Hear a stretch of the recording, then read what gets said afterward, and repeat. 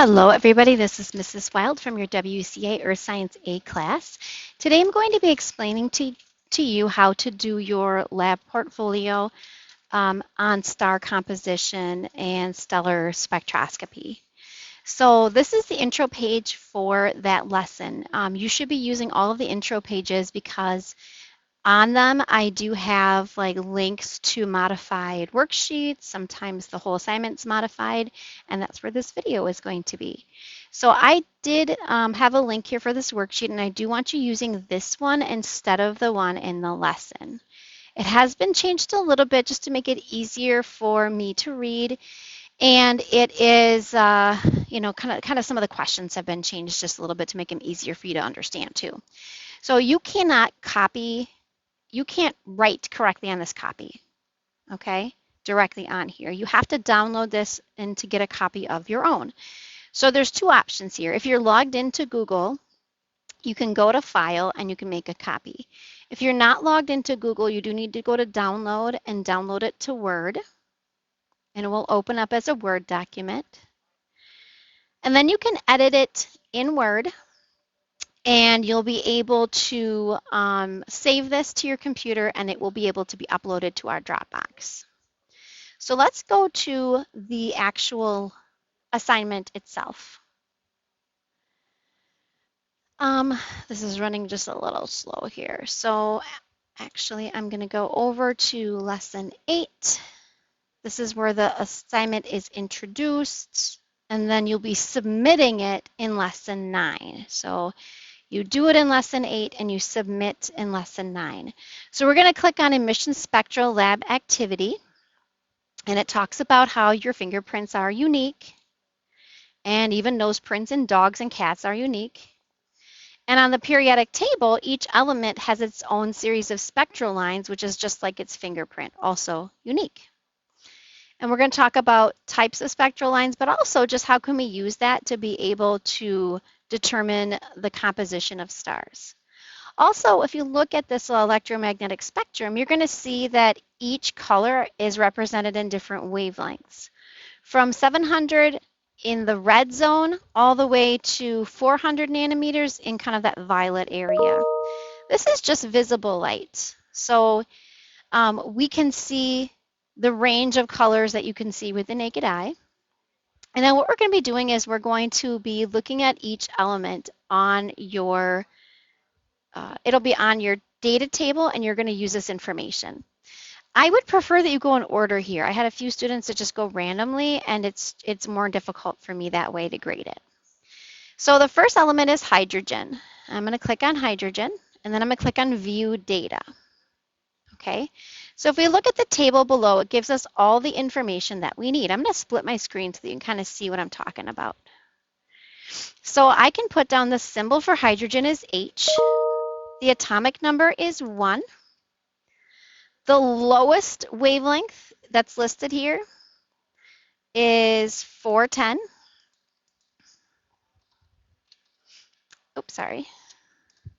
And the highest wavelength that is listed is 656. And there are a total number of 1, 2, 3, 4 spectral lines. It's easier to count the spectral lines by counting the numbers that are listed. You can also count the lines on the picture, but as we get into more difficult or complicated elements, say for example, iron, we get up towards the end, the lines are really hard to see because they're all blurred together. So it's easier just to count here. Now remember your mathematical skills here. You can multiply. So you're just going to take for every, full area, how many is in the width and how many is in the length, and multiply those two together, and then just add the rest to get the total number of spectral lines. So you're going to fill in this table for all the elements that are listed. Hydrogen, helium, carbon, oxygen, neon, sodium, magnesium, silicon, sulfur, and iron. It also asks you the atomic number, and that's listed here, right? And it's also listed on that table below. Once you have this information, what you have to figure out is which gas is leaking.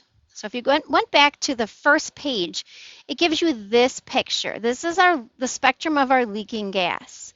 You're going to count the number of lines. 1, 2, 3, 4, 5, 6, sorry, 1, 2, 3, 4, 5, 6, 7, 8, 9 spectral lines. So maybe you should look to see if there's any of the gases that you've identified that has the same pattern here, okay? That one is going to be your mystery gas. You're also going to figure out which color of light is associated with the highest energy, and then come up with an example of that in reality. And then, do you see a pattern? What pattern do you observe comparing the number of lines, so that's this column, right, with the atomic number? So that's section number 1. That's kind of the first part of this. The second part, you're going to be looking at 3 mystery stars. When you look at your 3 mystery stars, so you don't need this page anymore. I'm just going to make this bigger. You're going to be comparing the mystery stars to the known elements, and you're going to determine which elements are found in each mystery star. You're going to put in here the name of your stars. Does it contain hydrogen? Well, the best way for you to do this in reality is to take a ruler and to actually, you won't be able to see me do this, but actually lay the ruler on the screen and measure, and I'll try to do this with, I'm going to try to do something fancy here just to see if I can show you this. Here we go. I'm going to show this on a snip.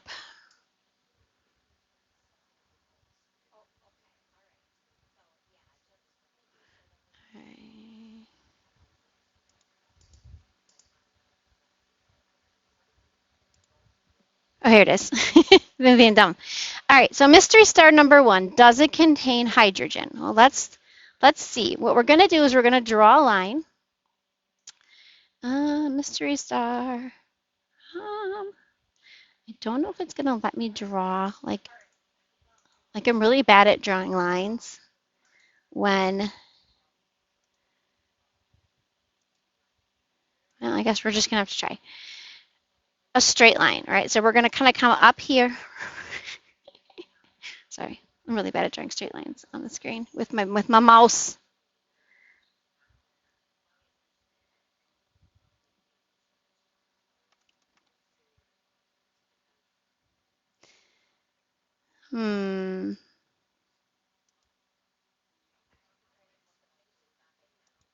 Let me try this one more time. We're just going to copy this, and I'm going to put it in my whiteboard tool.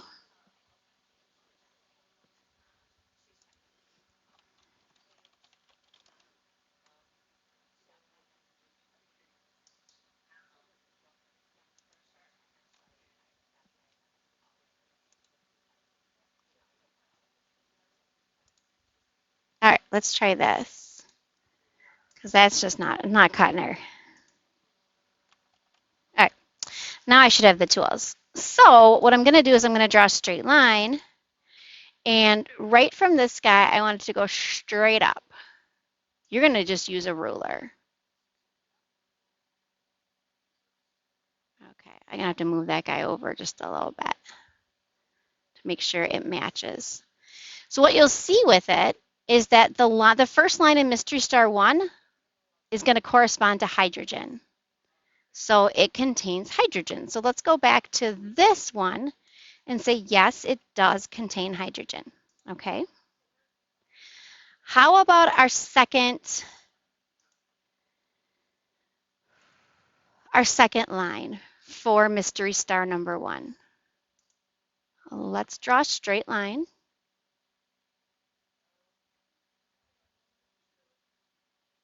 And again, I'm doing my best, guys.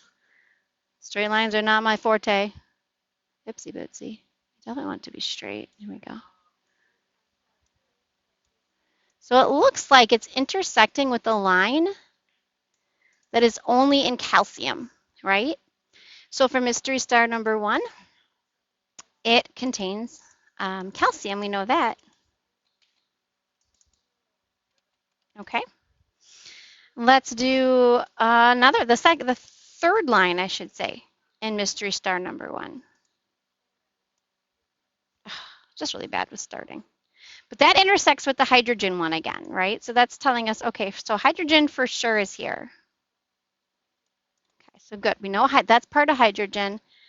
This one is part of calcium. In fact, let me just color the calcium one a different color, just so that I know it's a different element. And let's do the third or the fourth line for mystery star number 1. Again, that's also part of calcium. Okay, cool. So far calcium and hydrogen. Let's do the fifth line. That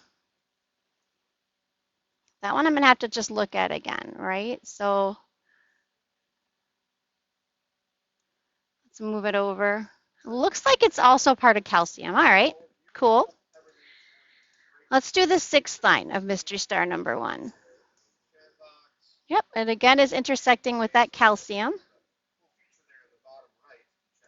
We got 2 more lines for mystery star number 1. This guy right here, which is part of calcium, and this guy right here, which seems to be a part of hydrogen. So it looks like the only 2 elements we found in mystery star number 1 were hydrogen.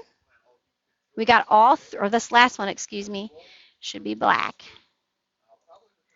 We're hydrogen and calcium, and that is it. Okay. So there's no helium. Sorry.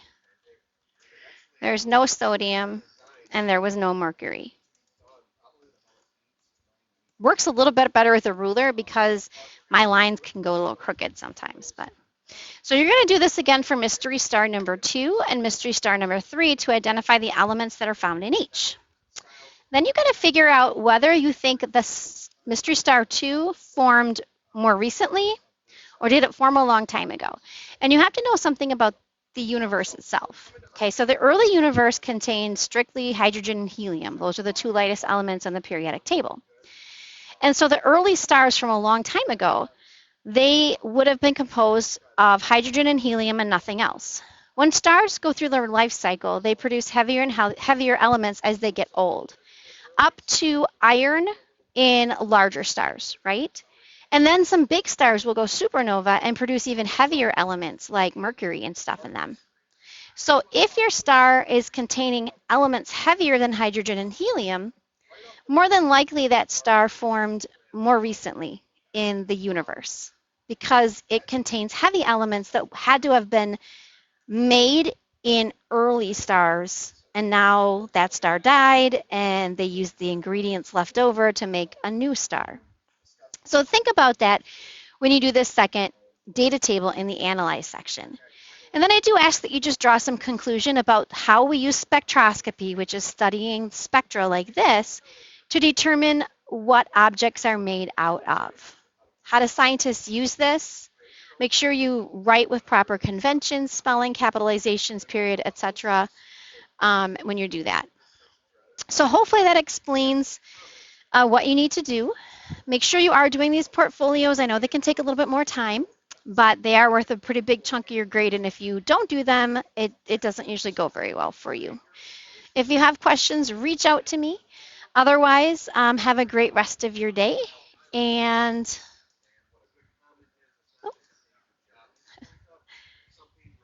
we'll see you in the next one.